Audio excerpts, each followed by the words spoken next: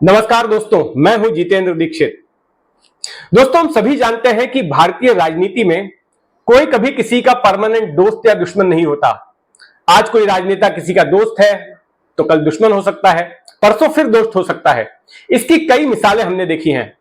जम्मू कश्मीर की ही मिसाल को लीजिए। साल 2015 तक महबूबा मुफ्ती की पार्टी पीडीपी और बीजेपी एक दूसरे के सांप और नेवले की तरह दुश्मन थे, लेकिन सत्ता के लिए दोनों साथ आ गए। बिहार की बात करें तो लालू और नीतीश एक दूसरे के कट्टर दुश्मन थे, लेकिन दोनों की पार्टियां सत्ता के लिए साथ आ गई। बीजेपी भी नीतीश के साथ जा चुकी है। अगर महाराष्ट्र की बात करें तो उद्धव ठाकरे, जो शिवसेना उद्धव ठाकरे गुट के नेता हैं, और पीएम मोदी, इन दोनों के बीच भी 2019 तक अच्छे रिश्ते हुआ करते थे, लेकिन उसके बाद दोनों के रिश्तों में खटास आ गई। 2019 में जब प्रधानमंत्री नरेंद्र मोदी वाराणसी से चुनाव लड़ने के लिए अपना नामांकन पत्र भरने गए थे, तो उन्होंने एनडीए के तमाम घटक दलों के नेताओं को भी आमंत्रित किया था। यह तस्वीर देखिए कि कैसे उद्धव ठाकरे भी उन नेताओं में मौजूद हैं जो अपनी शुभकामना के साथ मोदी की जीत की कामना के साथ वहां पर पहुंचे थे, उन्हें बधाइयां दी थी, खुशनुमा माहौल था। लेकिन उसके बाद क्या हुआ? चंद महीनों बाद ही, यानी कि उसी साल 2019 में जब विधानसभा चुनाव के नतीजे आए, तो मोदी की पार्टी बीजेपी और उद्धव ठाकरे में ठन गई। हालांकि दोनों ने साथ मिलकर विधानसभा का चुनाव लड़ा था, लेकिन हुआ ये कि मुख्यमंत्री पद को लेकर दोनों में झगड़ा हो गया। उद्धव ठाकरे ने कहा कि आधे कार्यकाल का मुख्यमंत्री जो है हमको मिलना चाहिए, 50-50 का हिसाब होना चाहिए। बीजेपी ने कहा कि नहीं, ऐसा तो हमने कोई वादा ही नहीं किया था। उसके बाद से दोनों के बीच कटुता बढ़नी शुरू हो गई। बीजेपी को सत्ता से बाहर जाना पड़ा, सत्ता में आ ही नहीं पाए उस साल तो। और शिवसेना ने कांग्रेस और एनसीपी, जो कि शिवसेना की सियासी दुश्मन पार्टियां थी, उनके साथ में हाथ मिला लिया और महाविकास आघाड़ी की सरकार बन गई। उद्धव ठाकरे मुख्यमंत्री बन गए। लेकिन इस बीच यह हुआ कि शिवसेना के तमाम नेताओं के खिलाफ केंद्रीय एजेंसियों ने एक एक करके मामले दर्ज करने शुरू किए, उनको बुलाया जाना शुरू किया। और जो उद्धव ठाकरे के सबसे खास आदमी थे, सांसद संजय राउत, उनको गिरफ्तार करके जेल में डाल दिया गया। उद्धव ठाकरे ने सीधे आरोप लगाया कि प्रधानमंत्री मोदी की सरकार अपने सियासी दुश्मनों को इसी तरह से निपटा रही है, उनके ऊपर दबाव डाल रही है, और खुलकर मोदी और ठाकरे की दुश्मनी सामने आ गई। दोस्तों, लड़ाई का एक पहलू यह भी होता है, जंग का एक पहलू यह भी होता है कि दोनों ही पार्टियां एक दूसरे के सपोर्ट सिस्टम को कमजोर करने में लग जाती हैं, उन पर निशाना साधती हैं। कोई किसी का समर्थक है, कोई किसी का दोस्त है, तो फिर सामने वाली पार्टी उसको भी निशाने पर लेती है। और मोदी और ठाकरे की लड़ाई में भी यही हो रहा है। सभी जानते हैं कि गौतम अडानी प्रधानमंत्री नरेंद्र मोदी के दोस्त हैं। दुनिया के सबसे अमीर आदमियों में गौतम अडानी का नाम शुमार होता है, और इतने अमीर वो कैसे बने, उसको लेकर लोग यही कहते हैं कि उन पर पीएम का हाथ है। जो आदमी पीएम का दोस्त है तो जाहिर तौर पर वो तरक्की करेगा ही। तो हर तरफ अडानी ही अडानी है, मीडिया सेक्टर से लेकर के पावर सेक्टर तक, सी पोर्ट से लेकर एयरपोर्ट तक। तो उद्धव ठाकरे ने अब इन्हीं अडानी को अपना निशाना बनाया है और मुद्दा उठाया है धारावी का। आइए समझते हैं कैसे। दोस्तों, धारावी 3.25 वर्ग किलोमीटर में फैली हुई है, और जमीन का यह टुकड़ा मुंबई शहर की एक विरोधाभासी तस्वीर पेश करता है। एक तरफ मुंबई देश की आर्थिक राजधानी है, मुंबई देश की तिजोरी भरती है, मुंबई की चकाचौंध वाली जिंदगी है, ऊंची ऊंची इमारतें हैं। तो वहीं पर धारावी, जिसको कि एशिया की सबसे बड़ी झुग्गी बस्तियों में से एक माना जाता है, जहां पर इतनी पतली सकरी गलियां हैं कि अक्सर दिन में सूरज की रोशनी तक वहां नहीं पहुंच पाती। गंदगी का अंबार है, लोग बीमार रहते हैं, साफ पानी नहीं मिलता। 10 लाख लोगों की आबादी है, लेकिन यहां पर्याप्त शौचालय नहीं है। एक अलग ही दुनिया है धारावी की। हालांकि इस धारावी की अपनी एक अर्थव्यवस्था भी है।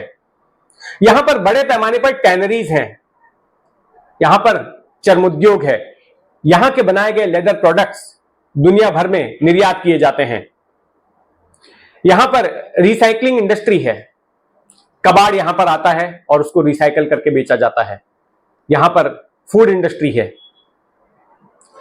तो ये एक अर्थव्यवस्था भी है। लेकिन धारावी के लोगों के अगर रहन सहन की बात करें, यहां पर 10 लाख लोग रहते हैं, तो उनकी हालत बड़ी ही दयनीय है। और इस धारावी के रीडेवलपमेंट का प्लान सालों से अटका था। तमाम सरकारें आईं और गईं और बात करती रही कि धारावी को रीडेवलप किया जाएगा, क्योंकि यह धारावी मुंबई को शर्मिंदा कर रही थी, मुंबई को मुंह चिढ़ा रही थी कि भले ही अपने आप को देश का सबसे अमीर शहर बता लो, लेकिन यहां पर आके देखो लोग किस तरह से जी रहे हैं। यहां तक कि धारावी में स्लम टूरिज्म भी शुरू हो गया है कि कई विदेशी आते हैं धारावी में, लोग झुग्गी बस्तियों में कैसे रहते हैं यह पर्यटकों को दिखाया जाता है। तो इसी तस्वीर को बदलने के लिए आखिरकार सरकार ने इस साल फैसला लिया कि धारावी का रीडेवलपमेंट किया जाएगा, पुनर्निर्माण किया जाएगा। और इस रीडेवलपमेंट का काम दिया गया अडानी को, अडानी ग्रुप को। और यहीं पर मौका मिल गया उद्धव ठाकरे को मोदी पर निशाना साधने के लिए। उद्धव ठाकरे की शिवसेना आने वाले 16 दिसंबर को अडानी के खिलाफ एक बहुत बड़ा मोर्चा निकालने की तैयारी कर रही है। यह मोर्चा धारावी से निकलेगा और अडानी के दफ्तर जाएगा। शिवसेना का सवाल है कि आखिर सब प्रोजेक्ट्स मुंबई के झुग्गियों के रीडेवलपमेंट के अडानी को ही क्यों दिए जा रहे हैं। अभ्युदय नगर, बैंड्रा रिक्लेमेशन, वहां के रीडेवलपमेंट प्रोजेक्ट भी अडानी को दिए जा रहे हैं। उद्धव का कहना है कि हम इस तरह से पूरी मुंबई को सरकार की ओर से अडानी को गिफ्ट में जाने नहीं देंगे। और जिस तरह से यह कॉन्ट्रैक्ट दिया गया है, इसी साल जुलाई में अडानी को कॉन्ट्रैक्ट दिया गया धारावी रीडेवलपमेंट का, बोला कॉन्ट्रैक्ट सस्पिशियस है, शक पैदा करता है।